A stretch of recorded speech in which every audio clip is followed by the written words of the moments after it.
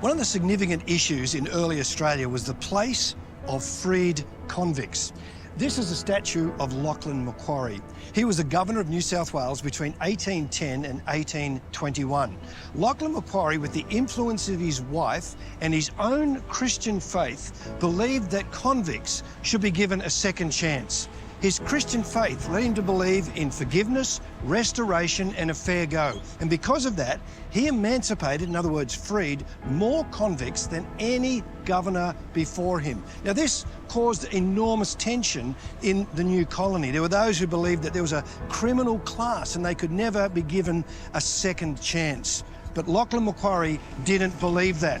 And many of those he emancipated went on to serve Australia well.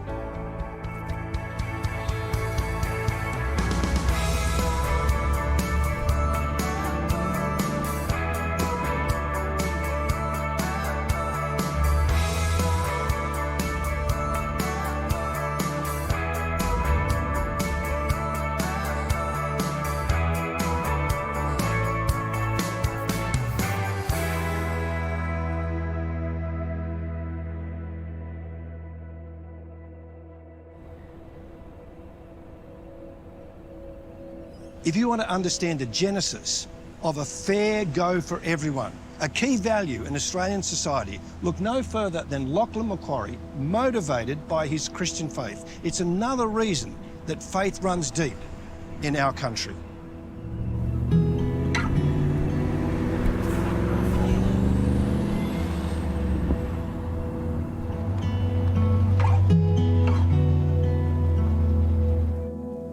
Lachlan and Elizabeth Macquarie were very committed Christian people.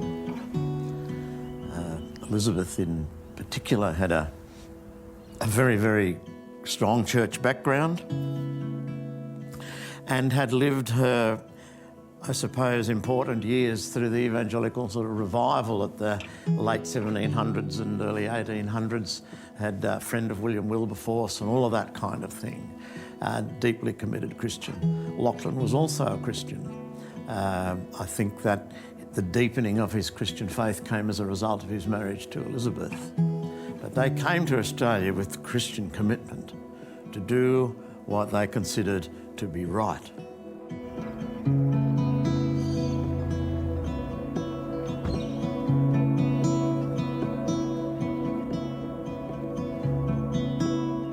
One of the greats in early Australian history that's talked about a lot is Lachlan Macquarie, but his wife Elizabeth was really significant. What's her background, especially a Christian background? She had an interesting background. She was Scottish, and she also lived with a family of a clergy family in Devon for a while when she was a governess, and they were evangelicals. She started habits of daily Bible reading and prayer and Sabbath observance. And those things really she carried with her to the colony. They were great underliners of their Bibles and their prayer books. They're great underliners. And in Lachlan Macquarie's prayer book, the Anglican prayer book, he underlined what we call the absolution, the announcement of that you are forgiven because God has forgiven you. If God does not desire the death of a sinner, but rather that the sinner be restored, how much more should we? He wrote, his last words that he ever wrote in his life was to write that. If the author of all that is desires not death but life, how much more we should desire not punishment but restoration. Macquarie was very instrumental in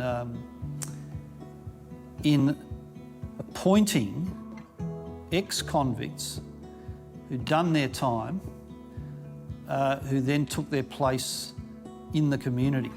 That was one of the great aspects of his governorship, and it got him into a lot of trouble. He was sacked, or he felt compelled to resign in the end. Macquarie believed that once you'd served your sentence, you were free and should be allowed to live your life.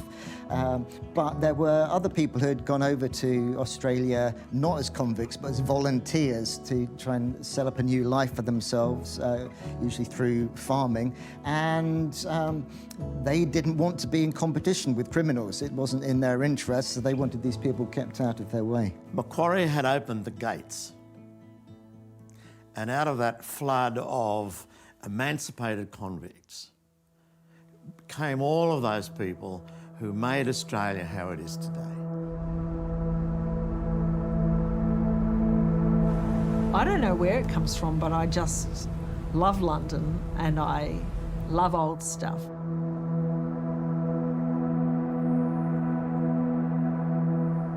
There is multiple connections with the Thames. You know, there's George, my great-great-grandfather, a convict in a hulk in Woolwich on the Thames. And there's his son, Edward, who becomes the champion sculler of the world on the Thames, on the Putney to Mortlake course in 1876. And now here's me scavenging along the foreshore of the Thames being a mudlark.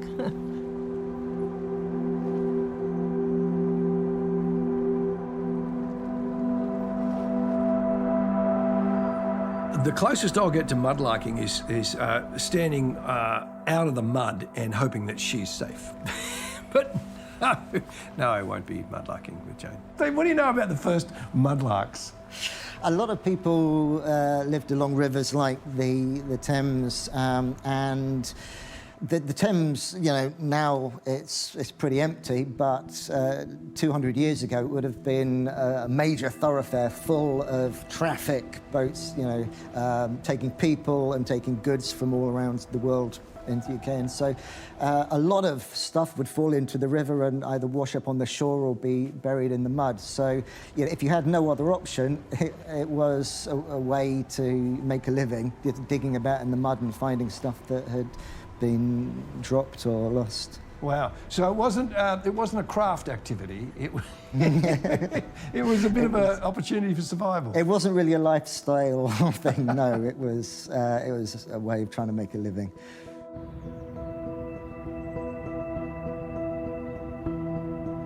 I'd love to find a piece of blue and white pottery. A bigger piece than what I've got now. They're just all different shapes and colours and sizes, just broken pieces you can see. It's just amazing to think who last touched these things. So my family history is the Trickett line. My great-great-grandfather, as a convict, he was sentenced initially to death by hanging.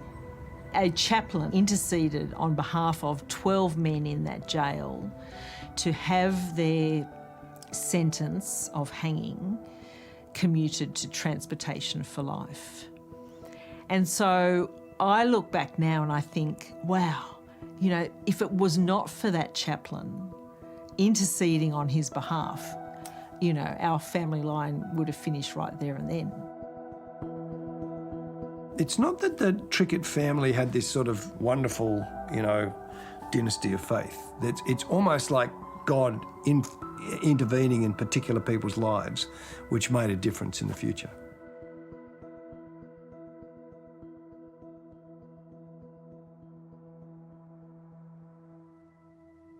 We often focus on the kind of male leaders like the Richard Burkes, the Lachlan Macquaries, you know, leaders like MacArthur in the wool industry.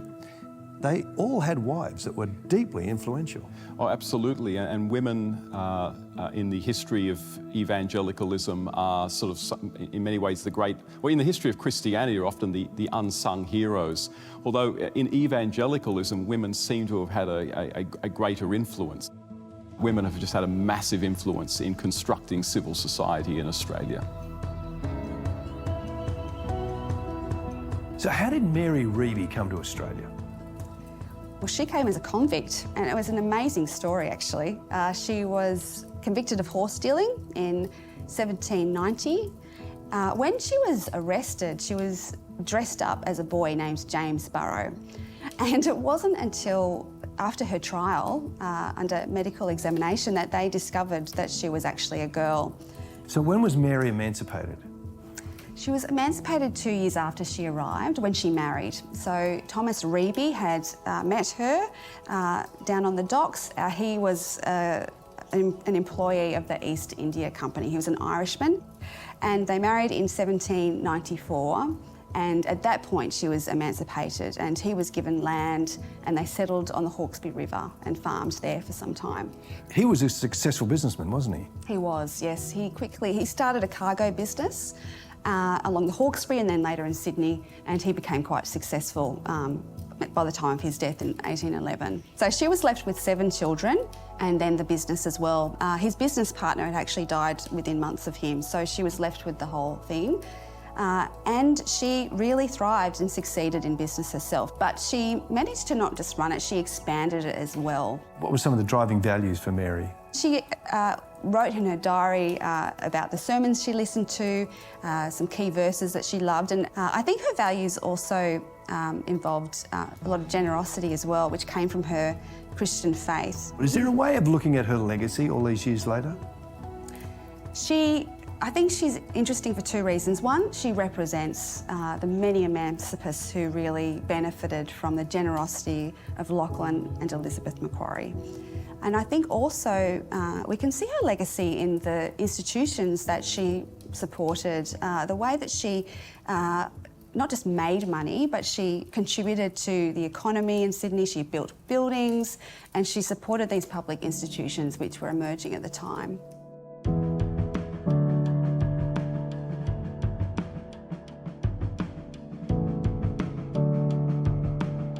My parents were not practising Christians in any meaningful sense of the word. I suppose you'd call us nominal or cultural Christians. I was baptised and I was sent to Sunday school.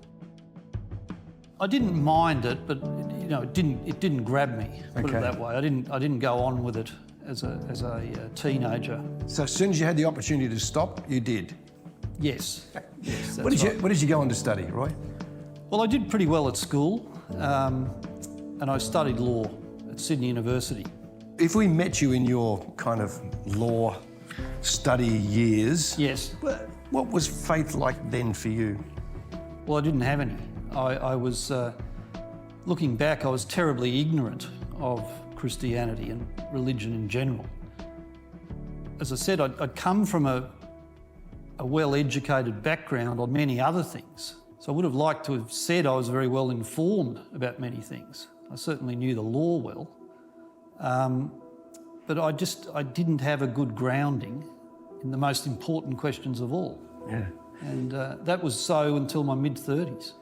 I became increasingly unhappy without quite realising why. What did unhappiness look like? Did you just feel glum? I dreaded waking up in the morning. It was subsequently diagnosed as mental illness. But I like to think of it now as a warning, as a providential warning from God. I really do see it that way. Yeah.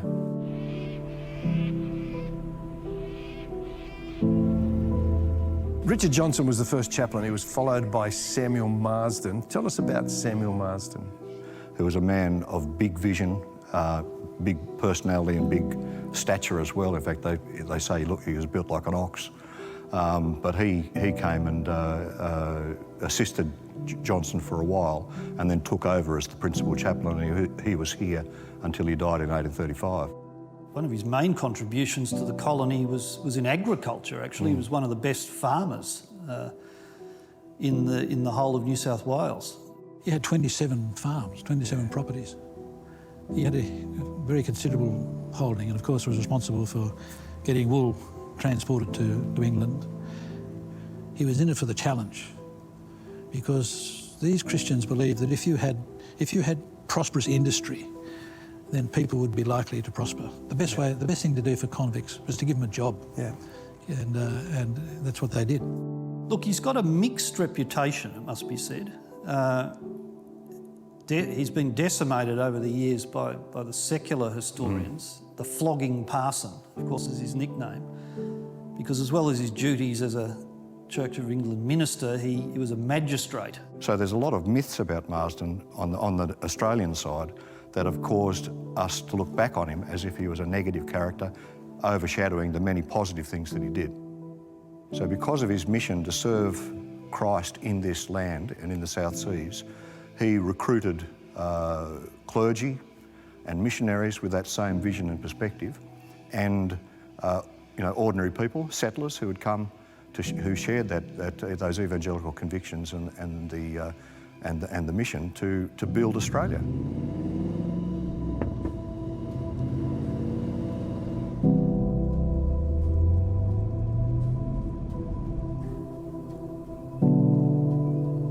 New South Wales Governor Richard Bourke instituted the 1836 Church Act. It was to encourage the building of churches because he believed that was good for society. We're in Armidale. It's in the New England district in the northern part of New South Wales. And this beautiful space is Central Park.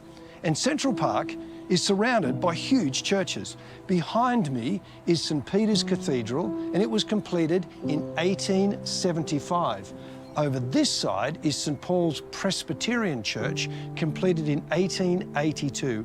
And on this side is St. Mary's Catholic Cathedral, completed in 1912. Here are three huge churches in a regional city completed within 40 years of each other. They are a physical representation of the influence of the Christian church. Now, this goes way beyond just Christian heritage. This is about deep influence. And at the end of the 19th century and the beginning of the 20th century, the church had a great influence across this country. It may be diminished today, but it still exists.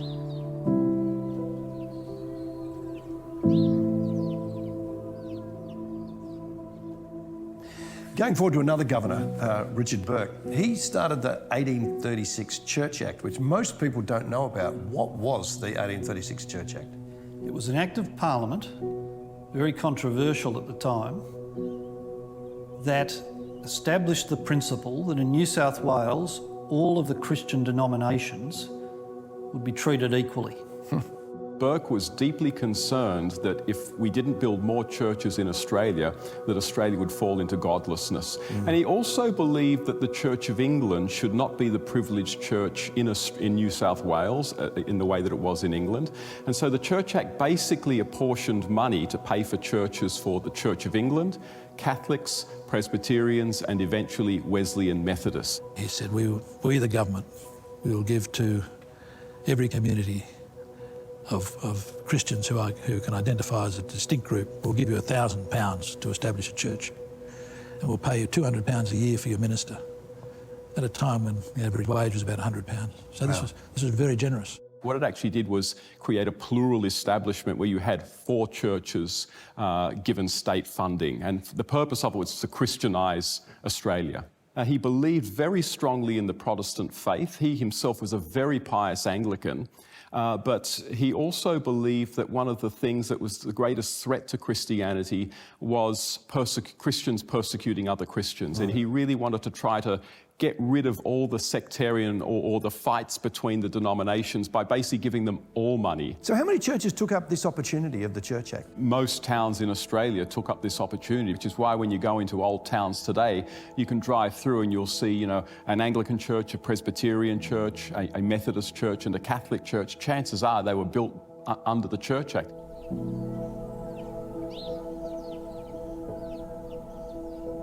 One of the greats of that period was J.D. Lang. Who was J.D. Lang? J.D. Lang was the founder of Presbyterianism in Australia. Bulletin magazine, in its centenary issue in 1888, surveyed the history of the first 100 years, and even though it was a deeply anti-clerical magazine, critical of the churches, nominated Lang as the most influential figure. But Lang, more than that, was a dominant figure publicly. He was a strange mixture of what we now call deep social conservatism on issues of morality and public behaviour and so forth, but progressivism on issues of economic equality and human rights. He would go over with samples of Australian cotton and show that they were some of the best in the world. And his motive for that was actually try to undermine the slave industry in America. He thought that if we could produce cotton as good as American cotton with much cheaper labour, that would destroy the slave industry in America, and he would be able to see the end of slavery in his lifetime.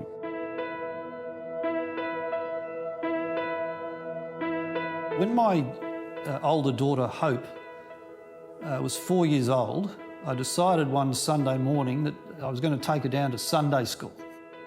I had this image of dropping her at the door and having a free Sunday morning. The local Presbyterian church that I took her to greeted us very warmly, but they said, look, we really don't like parents just to ditch their kid at the door and treat us as some sort of babysitting service.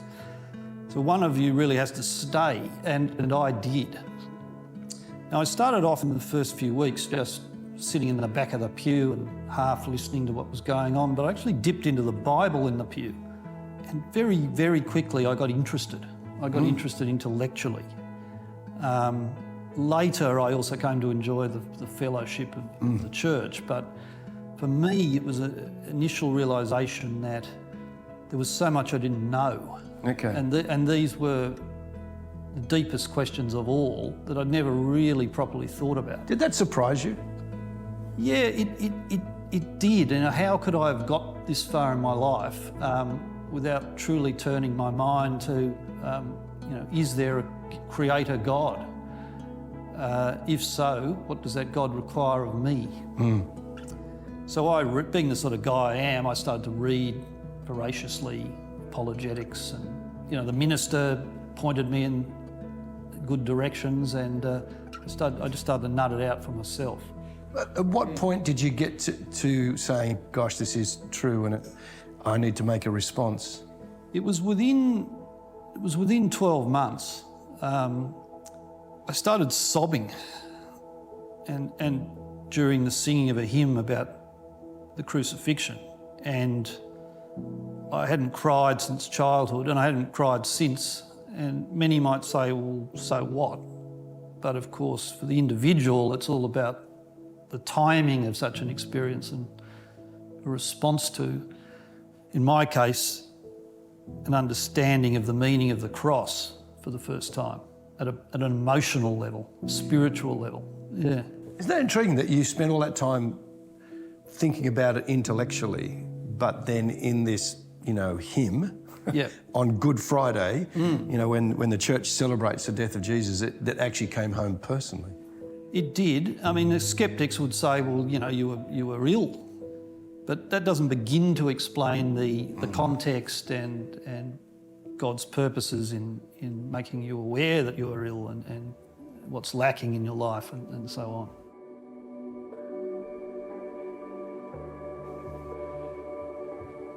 I would have described my family of origin as a church-going family for a lot of the years that I was growing up.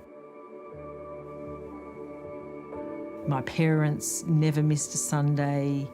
My dad, expressed his faith through his works. He was serving the church in any way he could. And Mum was in the choir. She had a great voice and she was very involved in that. But I don't think that faith was personal then. I would say that we were a church-going family, but that faith wasn't personal. We had this weekend of mission where we had evangelistic speaking. My dad was possibly even on sound, so he was up in the sound booth at the back of the church. And by that stage, my heart had already been really touched and I was sort of full on for God at that point. And I'm sitting in the choir and watching this preacher, and then at the end of it, he asked anyone to come forward that, wanted to commit their life to Jesus. And then I see my dad, all 6'3" of him, walk down the aisle towards the front. And my dad had been like an elder of the church. He'd served the church for his whole life. And this was his personal commitment. Like, it was amazing, beautiful.